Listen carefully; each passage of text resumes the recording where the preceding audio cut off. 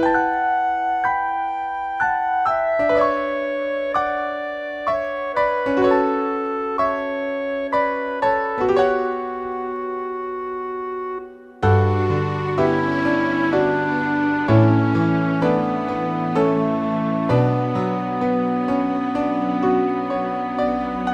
graça e a paz do Senhor Jesus. Eu sou o pastor Fábio Cortes e juntamente a minha esposa, a pastora Clemar, queremos trazer alguns esclarecimentos acerca das dúvidas que nos foram enviadas relacionadas ao ato sexual. O sexo foi criado por Deus. Como tudo que Ele criou, o sexo é bom, é perfeito, é agradável. Será? O sexo foi criado com um objetivo e um propósito, assim como tudo que Deus faz. E anote aí, o sexo não é algo meramente físico ou emocional, como temos visto nas aulas da Escola Bíblica Gileade. O sexo é altamente espiritual. O sexo é um ato de adoração por meio do qual você invoca o Deus vivo. E se você não está adorando Deus vivo ao praticar o sexo, você necessariamente estará adorando a outro Deus. Você sabia disso? Para saber mais sobre isso, assista às aulas anteriores, acesse o canal do Ministério Cristão Gileade, busque a playlist da Escola Bíblica Dominical e aprenda de Deus conosco acerca das coisas grandes e firmes que Ele deixou revelada para nós em Sua palavra perfeita. Como nós perdoamos nossos devedores,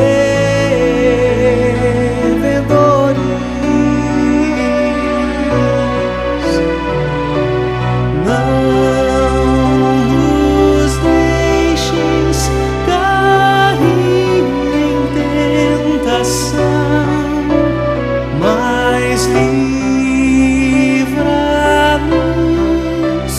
do mal.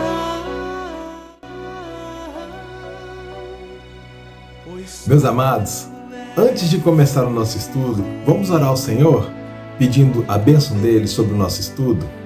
Senhor Deus, Senhor amado, muito obrigado por tudo que o Senhor tem feito e que fará em nossas vidas.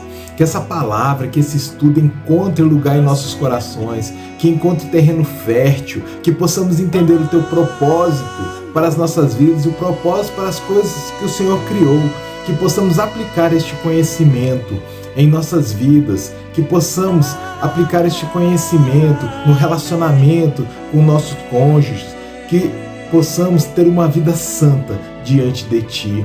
Ensina-nos, Senhor. Dá-nos força para aplicar esse entendimento em nossas vidas, em nome de Jesus. Amém.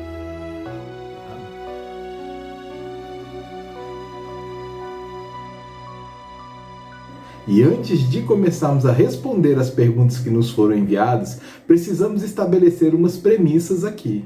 Primeiro, a Bíblia é a nossa única regra de fé e conduta. Nós cremos que a Bíblia é a palavra de Deus. Ela não contém a palavra, ela é a palavra. Ela é o nosso princípio de vida e o fundamento de tudo o que vamos dizer aqui. Então, que fique uma coisa bem clara aqui. Nós não estamos discutindo opiniões. Opinião, cada um tem a sua. Aliás, essa é uma faculdade que o Criador concedeu a todos nós. Tenha convicções, defenda-as, mas respeite as convicções daquelas pessoas que, por crerem no que a Bíblia diz, discordam da sua opinião. As respostas aqui apresentadas são o resultado de um alinhamento costurado pelo corpo pastoral do Ministério Cristão Gileade, a respeito das perguntas formuladas e enviadas ao Gileade Ensino e Doutrina. Vamos lá? A primeira pergunta a nós formulada foi enviada por uma jovem. Ela disse o seguinte: não vejo o beijo como parte do sexo. Portanto, não acho errado beijar enquanto eu não me caso. O que vocês dizem sobre isso? O beijo em si não é um ato sexual. O beijo pode expressar simplesmente afeto e carinho, quando se beija uma pessoa querida, por quem se tem apreço, por exemplo. Mas o beijo também pode assumir caráter eminentemente sexual. E quando isso ocorre, funciona como um plug na tomada. Liga em cima, acende embaixo. Tanto uma modalidade quanto a outra, isto é, tanto o beijo por afeto quanto o beijo sexual, constituem atos de intimidade que geram conforto, encorajam pensamentos, sentimentos, vontades, liberam hormônios como a dopamina, a epinefrina, a ocitocina. Esses hormônios juntos geram a sensação de prazer e favorecem vínculos. Então, o que é que faz separação entre um beijo de afeto e um beijo sexual? É a motivação do coração. A motivação de quem beija determina se aquele beijo é ou não um ato sexual. Se aquele beijo é apenas um gesto inofensivo de afeto ou uma preliminar que pode levar ao orgasmo, por exemplo. E quem vai me dizer isso? Você que fez a pergunta. Quando você beija, qual é a motivação da sua alma? Que pensamentos, que sentimentos e vontades motivaram o seu beijo? Porque se o seu beijo intencionar 1 milímetro além do afeto inofensivo, o seu beijo faz, sim, parte do ato sexual e é errado, sim, você beijar enquanto não se casa. O sexo deve fazer parte do ato conjugal entre um homem e uma mulher que estão unidos até a morte por uma aliança eterna. Se você não é casado, não pratique sexo. Se você é casado, pratique sexo apenas com o seu cônjuge. E fora do casamento, se seu beijo é motivado por pensamentos, sentimentos e vontades sexuais, não beije. Lembre-se, dentro de um namoro, o beijo deve ser uma expressão de afeto e de ternura, e não uma preliminar para o sexo. Vigiem e orem para que não cedam à tentação, pois o espírito está disposto, mas a carne é fraca. Mateus capítulo 26, verso 41.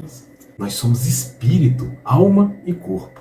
A nossa alma se expressa por meio de pensamentos, sentimentos e vontades. E a porta de entrada para a nossa alma são os 5 sentidos do nosso corpo: a visão, a audição, o olfato, o paladar e o tato. O ato de encostar a nossa pele na pele de outra pessoa pode não implicar absolutamente nada. Mas, a depender da temperatura e da pressão, pode arrepiar. E o que dizer de encostar a boca na pele de outra pessoa? A boca na boca de outra pessoa? O tato é algo muito poderoso e tem um apelo incrível para tornar nossa alma escrava do nosso corpo. Você é normal? É saudável? Você terá desejos sexuais. Não há nada de errado nisso. Deus equipou você para o ato sexual. Foi Ele quem criou os hormônios, a libido, o desejo, e Ele o fez com um propósito a ser cumprido diante dele. O sexo é um ato profético. O sexo é um ato de adoração. O ato sexual entre um homem e uma mulher, aliançados pelo casamento, prefigura a união indissolúvel de Jesus Cristo e a sua igreja. O sexo é uma profecia. Por isso, o homem deixa pai e mãe e se une à sua mulher, e os dois se tornam um só. Esse é um grande mistério, mas ilustra a união entre Cristo e a igreja.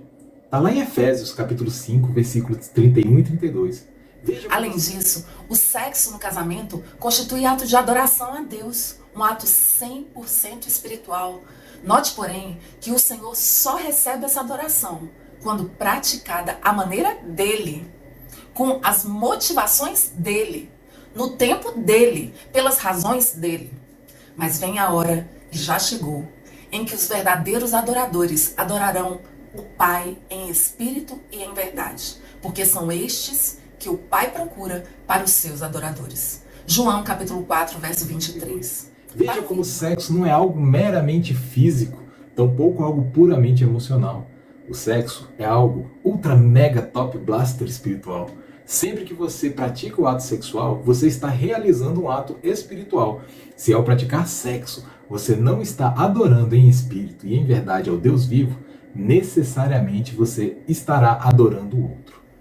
Para ouvir mais sobre essa revelação que a Palavra de Deus nos traz na Bíblia, assista às aulas números 52 e 53 da Escola Bíblica Gileade. Daí, se você, cristão, solteiro, ao beijar, percebe que esse beijo estimulou seus órgãos sexuais, não beije. Simples assim. Não é o tempo de Deus para você realizar essa prática. não é o jeito de Deus. E se você insistir nessa prática, você desonrará exatamente aquele de quem você diz ser discípulo, servo, filho, amigo. Não seja uma fraude, seja um verdadeiro adorador. Fujam da imoralidade sexual. Nenhum outro pecado afeta o corpo como esse. Pois a imoralidade sexual é um ato contra o próprio corpo. Vocês não sabem que o seu corpo é templo do Espírito Santo, que habita em vocês e lhes foi dado por Deus? Vocês não pertencem a si mesmos, pois foram comprados por alto preço. Portanto, honrem a Deus com o seu corpo. 1 Coríntios, capítulo 6, versos 18 a 20. É exatamente nessas horas que a gente prova, na prática, se a gente realmente ama o Senhor e quer segui-lo por onde ele for. Se amo a Deus, eu abomino o que ele abomina. E ele odeia o sexo fora da aliança do casamento. O sexo realizado fora da presença do Deus vivo é prostituição, adultério, fornicação, impureza, lascívia. Tudo isso fere a moral bíblica e se classifica como imoralidade sexual. E não se esqueçam de Sodoma e Gomorra e das cidades vizinhas cheias de imoralidade, de perversão sexual de todo tipo, que foram destruídas pelo fogo e servem de advertência do fogo eterno do julgamento. Judas, capítulo 1, verso 7. Uau. E quem escreveu isso para nós? Foi o apóstolo Judas, irmão de Jesus. Todo sexo praticado fora do padrão estabelecido por Deus acarreta condenação, não somente eterna, mas condenação no dia a dia, em todas as áreas da vida, nos relacionamentos profissionais, na carreira, nas finanças, na saúde física e emocional. Cabe a você julgar de maneira sóbria aonde levará você o beijo que você quer dar. E mais que isso, aonde esse beijo levará a pessoa que você beija. Porque pode ser que você beije apenas com intenções de afeto e a outra pessoa te beije com intenção sexual. Pode acontecer de um beijo inocente e singelo levar a outra pessoa mais fraca que você a cair em pecado sexual, com aquele seu beijinho de afeto. Pode acontecer de o seu beijo, da sua parte, ser 100% puro, mas da parte da pessoa beijada ser um detonador, uma granada dentro do corpo dela. Você, cristão, tem um amigo verdadeiro, o seu Deus. Este Deus tem 3 inimigos: o diabo, o mundo e a carne. E se você é amigo de Deus, você necessariamente se torna inimigo dos inimigos de Deus. E quem se torna amigo dos inimigos de Deus, coloca-se na rota de colisão com o Deus vivo. Quando você beija fulano ou fulano, você está sob a direção de quem? De Deus ou dos inimigos dele? Estou falando com um cristão verdadeiro, ok? Aquele que luta com unhas e dentes para servir ao Deus vivo, para ser discípulo dele. Não estou falando com devoto de São Raimundo. Por favor. Você que formulou essa pergunta tão pertinente, tão útil para os propósitos desta aula, você disse assim: não vejo o beijo como parte do sexo. Portanto, não acho errado beijar enquanto não me caso. Deixa eu falar uma coisa. A questão não é o que você vê, não é a sua opinião, mas o que Deus vê, a opinião dele. Porque é ele quem abre a porta da vida para você. Se você for fazer uma prova de concurso e marcar as alternativas com base no eu acho, ou eu não concordo com a opinião, eu não concordo com a gramática, eu não concordo com essa língua portuguesa formal, você não vai passar no concurso. Se o seu objetivo é ser aprovado por Deus, você precisa largar esse negócio de que eu acho isso, eu acho aquilo. Você tem que passar a obedecer ao que Deus te manda fazer. Não se iluda. Se você obedecer à sua carne, em vez de obedecer ao seu Deus, você vai colher resultados muito diferentes daqueles que você almeja. Não vos enganeis, de Deus não se zomba, pois aquilo que o homem semear, isso também ceifará. Porque o que semeia para a sua própria carne, da carne colherá corrupção. Mas o que semeia para o Espírito, do Espírito colherá vida, e vida eterna. E não nos cansemos de fazer o bem, porque a seu tempo ceifaremos e não desfaleceremos. Gálatas 6, 7, 9. Seu beijo acende seus órgãos sexuais? Quais são as verdadeiras, as reais motivações dos beijos que você dá? Você acha que seu beijo não é parte do sexo? E suas intenções por trás desse beijo são parte do sexo? As suas motivações ao beijar são sexuais ou ternurais? Bora piorar um pouquinho? Tá bom. Sua motivação ao beijar não é sexual. Então qual é a sua motivação? Bora cavar as motivações? Você beija por afeto, ok? Você beija porque quer persuadir a pessoa beijada a fazer o que você quer, a realizar o seu desejo. E isso é manipulação para obter controle. Toda manipulação é demoníaca. A manipulação não vem de Deus. A motivação desse beijo o torna um ato de feitiçaria. Tá, você beija simulando carinho e escondendo um outro sentimento às 7 chaves. Ódio, desejo, desprezo. Isso é falsidade e mentira. Mentira tem um pai, o diabo. Você sabia? Ah, então você beija para atingir um objetivo do eu e não um objetivo de Deus. Isso é idolatria ao ego. Tá ligado? A real motivação do beijo fala muito mais do que o beijo em si. O vício tem que ser detectado na origem. Se a origem do beijo for a sua carne, o seu beijo é instrumento do inimigo de Deus. Qual você acha que será a opinião de Deus a esse respeito? Porque a carne guerreia contra o espírito e o espírito contra a carne. Porque são opostos entre si. Está lá em Gálatas, capítulo 5, versículo 17. Quer pior? Tá bom, seu beijo não aciona seus órgãos sexuais, mas pode acender os órgãos sexuais da pessoa beijada. E aí? Você demonstra afeto com o beijo, mas se a pessoa beijada acender a lascívia da carne dela, e aí?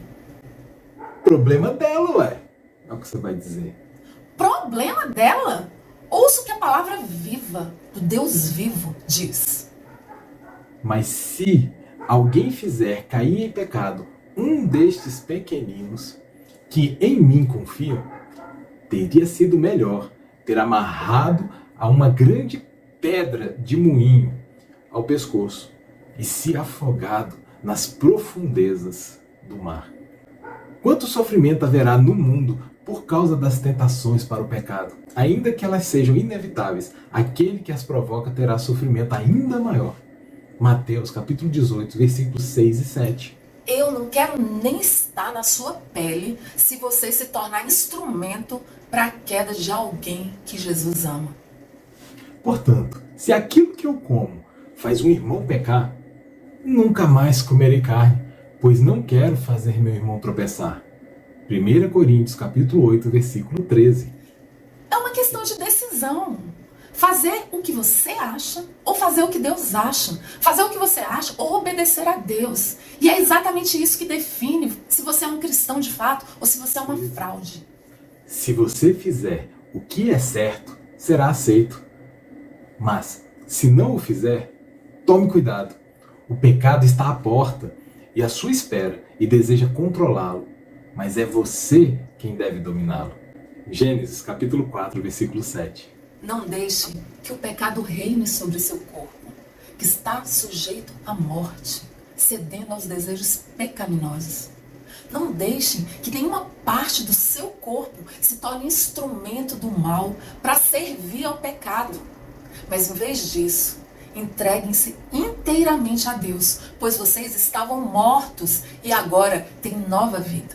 Portanto, ofereçam seu corpo como instrumento para fazer o que é certo para a glória de Deus. Romanos capítulo 6, versos 12 e 13. A cultura ocidental considera comum e socialmente aceitável o ato de beijar. O ato de beijar o namorado ou a namorada. Mas nós e os demais pastores do Ministério Cristão Gileade sabemos de casais que decidiram se beijar somente no dia do casamento. após terem sido publicamente reconhecidos como casados. Eles entenderam o profundo significado e as implicações espirituais do toque físico e se sentiram dirigidos por Deus a esperar o tempo de Deus para o beijo. Imagino como deve ter sido difícil para eles resistir e suportar as tentações durante o período do namoro. Mas Deus os honrou. Se Deus está trazendo essa direção para a sua vida, creio que há algo especial sendo preparado para você, seu esposo, sua esposa e seus filhos, pelo próprio Deus. Contudo, se você e seu futuro esposo entenderem que vão viver o conforto do beijo antes do casamento, que o façam em temor e tremor diante dele, vigiando seus pensamentos, seus sentimentos, suas vontades, principalmente tendo paz nos seus corações para não incorrerem em pecado diante de Deus.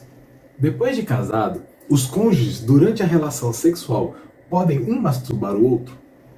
O dicionário define masturbação como sendo o ato sexual de manipular os próprios órgãos genitais para obter prazer e ou alcançar orgasmo, sem a intervenção de uma outra pessoa.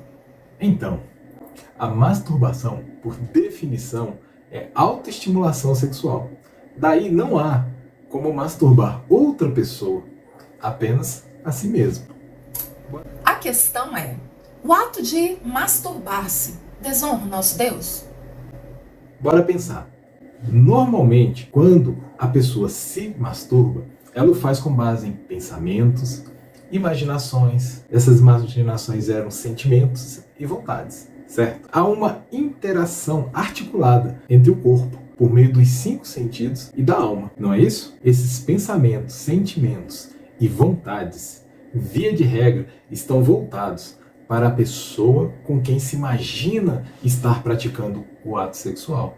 Olha, no caso de casais com dificuldades para ter filhos, quando eles fazem tratamentos para inseminação artificial, o médico solicita ao marido que extraia e colete o próprio sêmen via masturbação. É de esperar que esse marido, ao se masturbar, pense na esposa, certo? Mas, se ao fazê-lo, pensar em qualquer outra pessoa, coisa, no lugar de sua esposa, estará adulterando e fornicando, ainda que com um propósito nobre. Na Bíblia, nunca mesmo, os fins justificam os meios. É preciso sempre averiguar não somente a raiz do mal, mas a semente que origina a árvore. Se a semente for de abacaxi, não espere colher pêssego. Sempre que uma pessoa se masturba imaginando o ato sexual com alguém que não seja o seu cônjuge, isso tem nome: imoralidade sexual, prostituição, fornicação, adultério, impureza, lascívia, práticas que tornam aquele ato totalmente impuro aos olhos de Deus, por constituírem obras do arqui-inimigo de Deus, a carne. E se o marido vive se masturbando, pensando na esposa? Tem problema? Há muitos casos assim, de homens que passaram a adolescência se masturbando e quando se casam, não têm prazer no ato sexual com a esposa. Preferem atingir o orgasmo com a masturbação. Isso é fornicação, é impureza e, não raro, adultério e prostituição. Esse homem está preso, acorrentado a práticas lascivas da adolescência e não consegue ter uma vida sexual saudável com a própria esposa. São muitos os casos que se enquadram aqui e que muitas vezes desencadeiam crises horrendas no casamento. Ora, as obras da carne são conhecidas, que são prostituição, impureza, lascívia, idolatria, feitiçaria, inimizades, porfias, ciúmes, iras, discórdias, dissensões, facções, invejas, bebedices, glutonarias e coisas semelhantes a estas, a respeito das quais eu vos declaro, como já outrora vos preveni, que não herdarão o reino de Deus os que tais coisas praticam.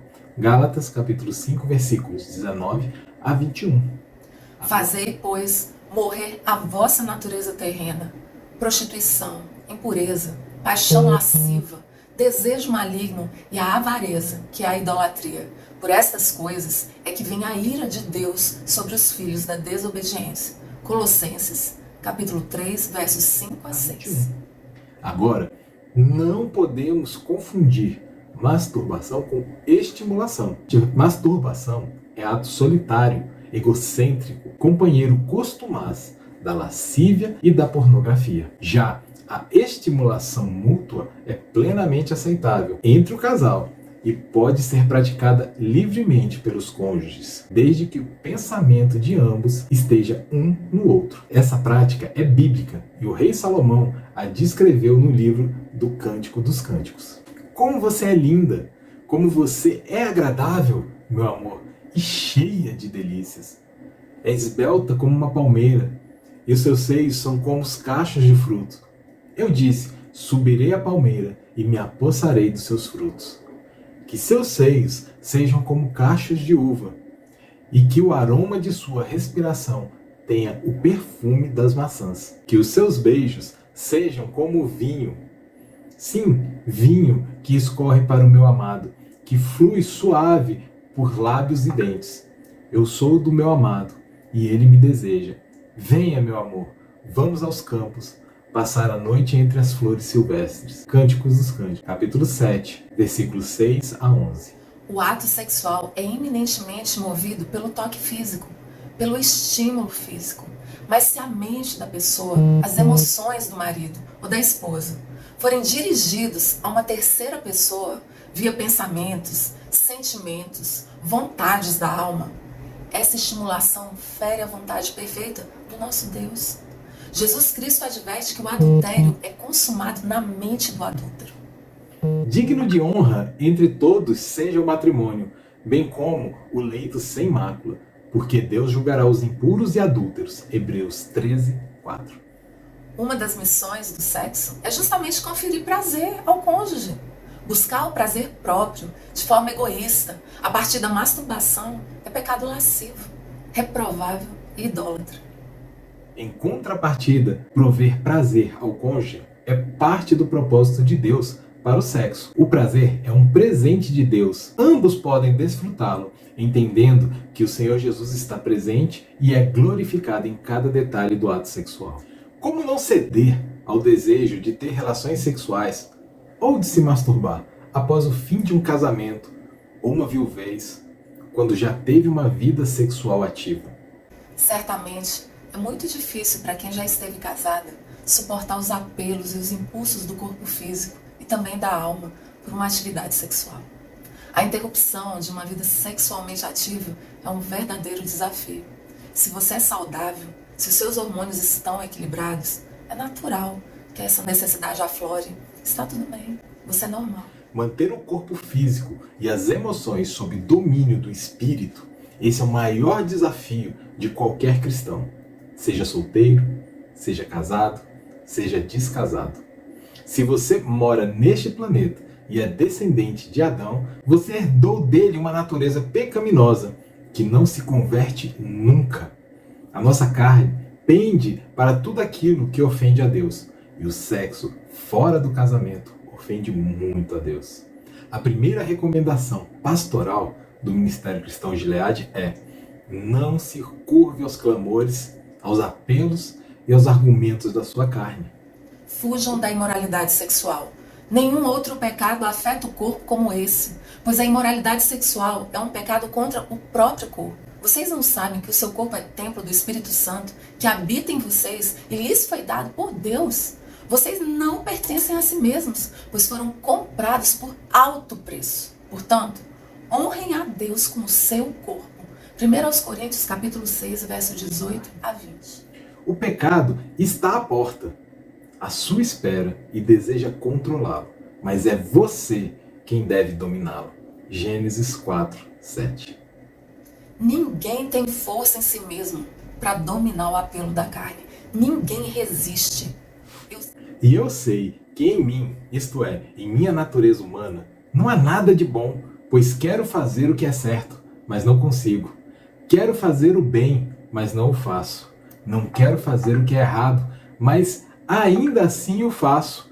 Então, Se faço o que não quero, na verdade não sou eu quem o faz, mas o pecado que habita em mim.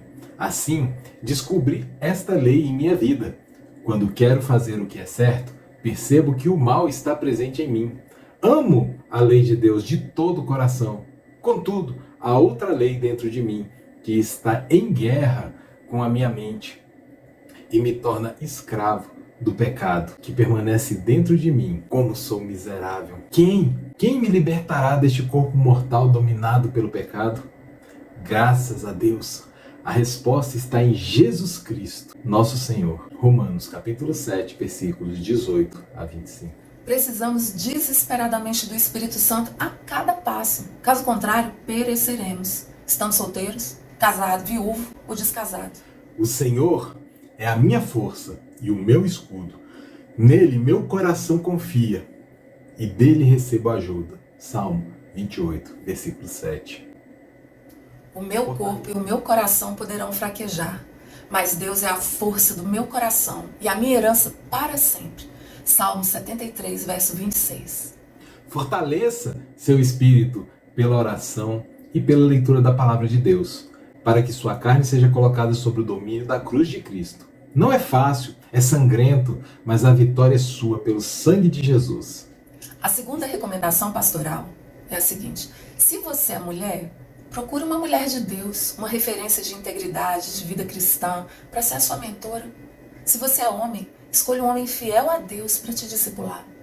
Esteja próximo a um cristão congênere para te aconselhar e orar contigo.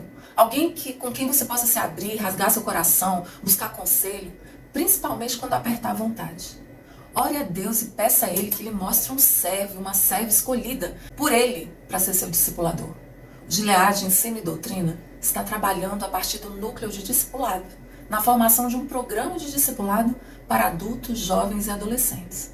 Nosso desejo é que todos tenham um servo ou uma serva de Deus fiel, gileadita, como discipulador.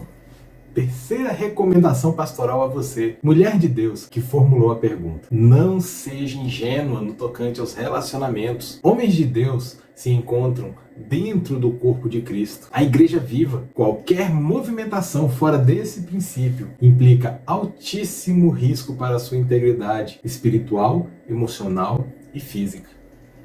Ocorre que, dentro da igreja, você encontrará pessoas em processo de santificação, ainda com falhas de caráter, lutando contra as próprias inclinações carnais.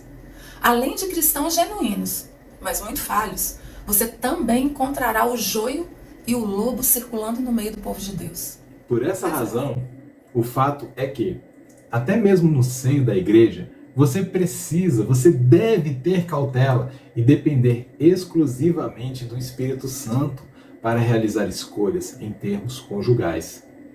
Se você se deixar dirigir pelas necessidades de seu corpo e de sua alma, você negligenciará os alertas do Espírito Santo e da Palavra de Deus.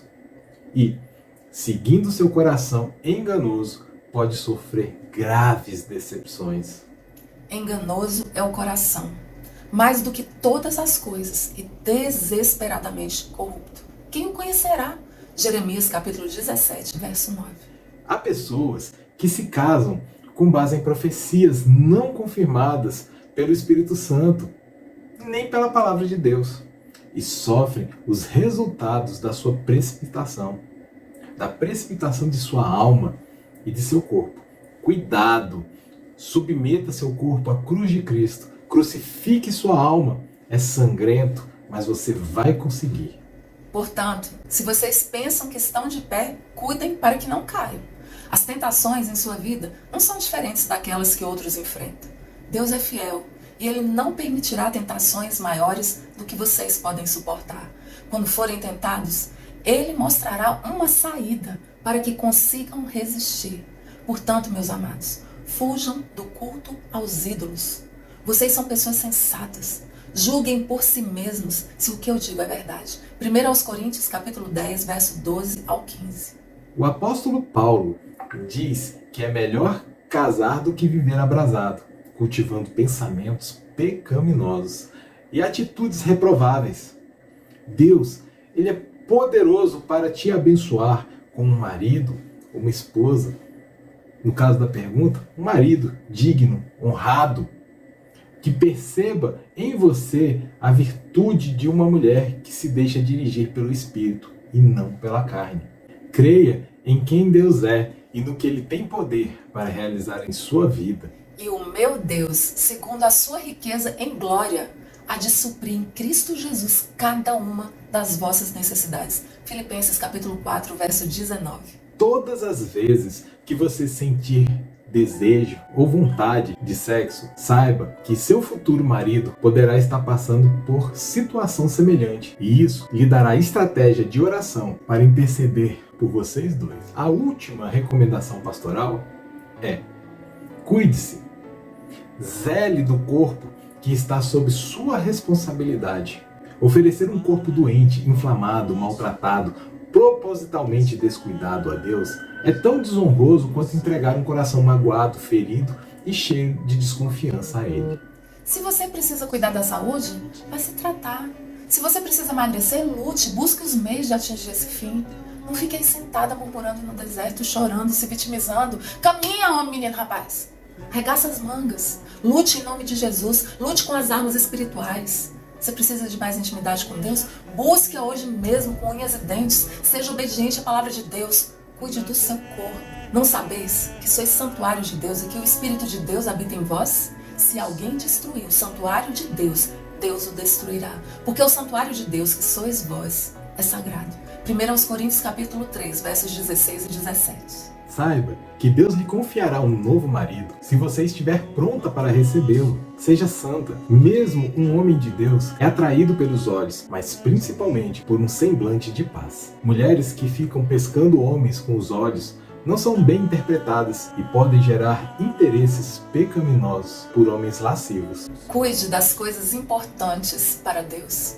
E o seu corpo, a sua alma, o seu espírito são muito caros para Ele. Lembre-se, o pior problema da vida não é você cair, mas sim permanecer caído. Não desfaleça, não desista. Somos guerreiros que, embora falhando, dia sim, outro também, não largamos Jesus de jeito nenhum, pois entendemos que Ele ainda está trabalhando em nós.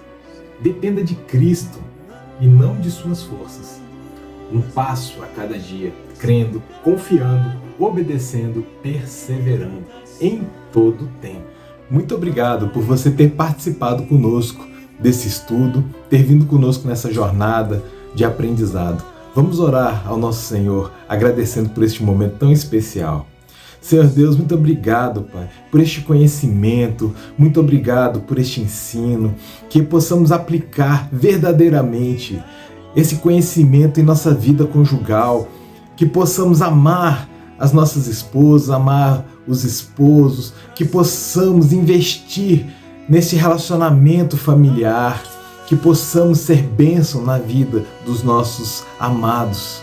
Senhor, muito obrigado por este conhecimento, que ele encontre terreno fértil em nossos corações e que não sejam apenas palavras, mas que vire prática, costumeira em nossas vidas. Nós te agradecemos em nome de Jesus. Amém.